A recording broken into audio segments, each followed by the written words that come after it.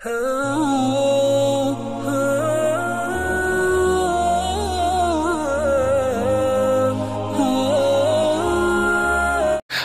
अलैकुम दोस्तों, कैसे हो? उम्मीद है कि सब खैरियत से होंगे। अल्लाह आप लोगों को ऐसे ही खुश रखें।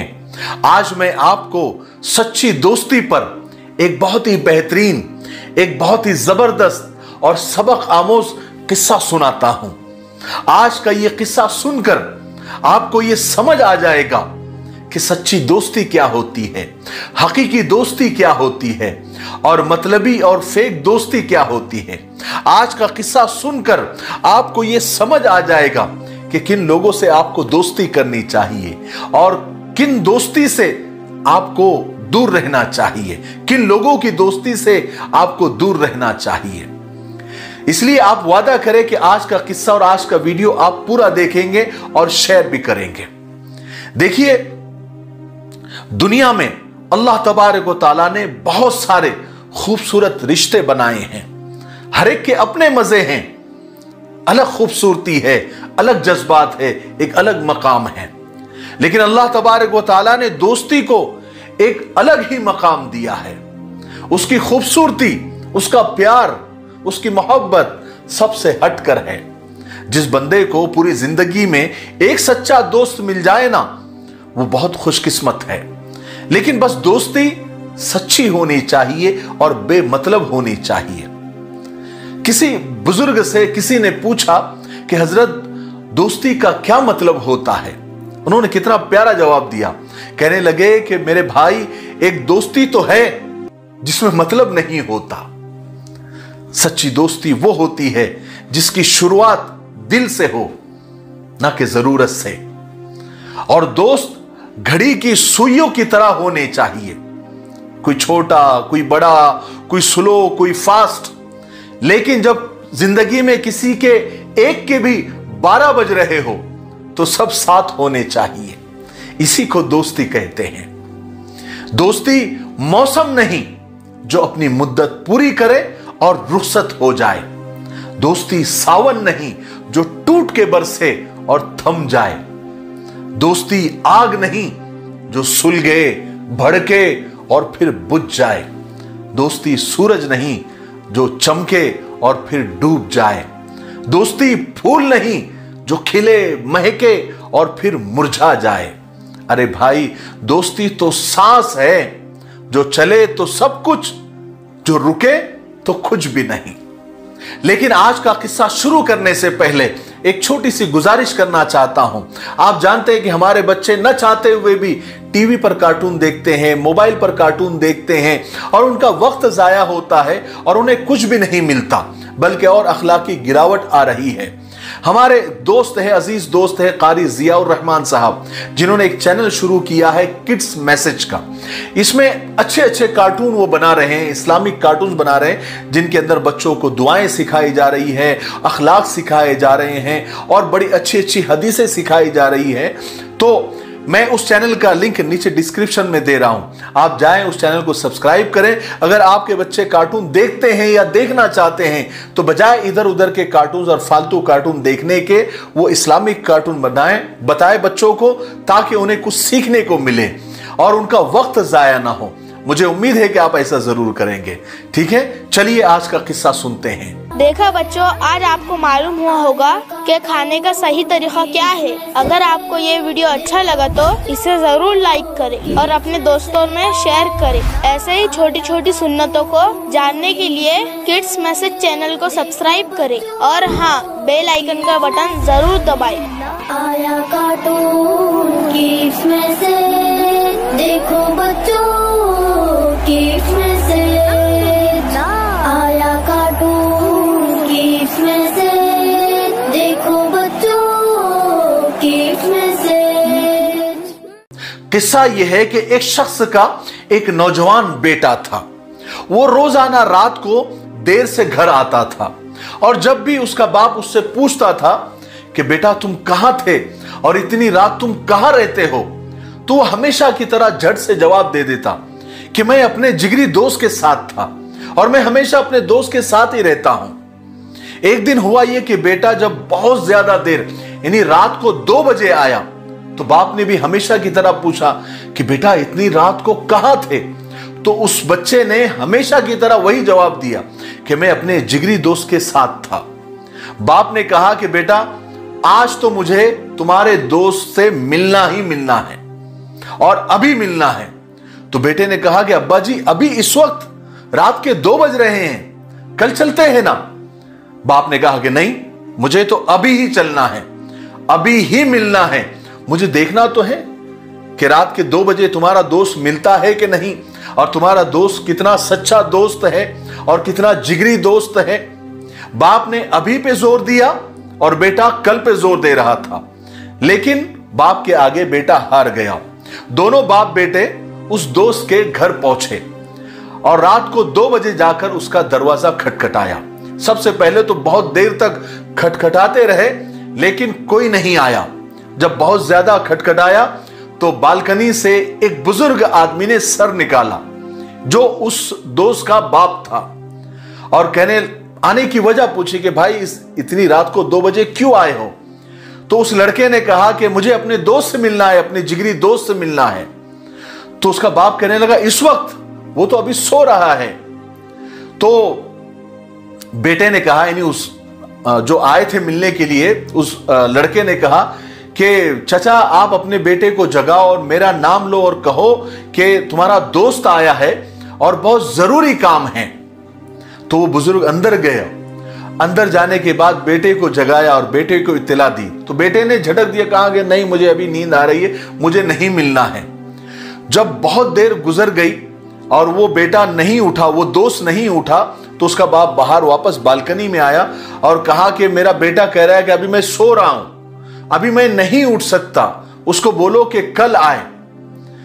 तो अब तो इसकी इज्जत पे बात आ गई थी, बाप साथ में था और दोस्त सच्ची दोस्ती बतानी थी। तो उसने अपने दोस्त के अब्बा से कहा, जो बालकनी में खड़े हुए थे, कि उससे कहो कि मुझे बहुत इमरजेंसी है, वरना बहुत सीरियस मसला है, वरना बहुत प्रॉब्लम हो जाएंगी, आप जाकर कहो तो सही।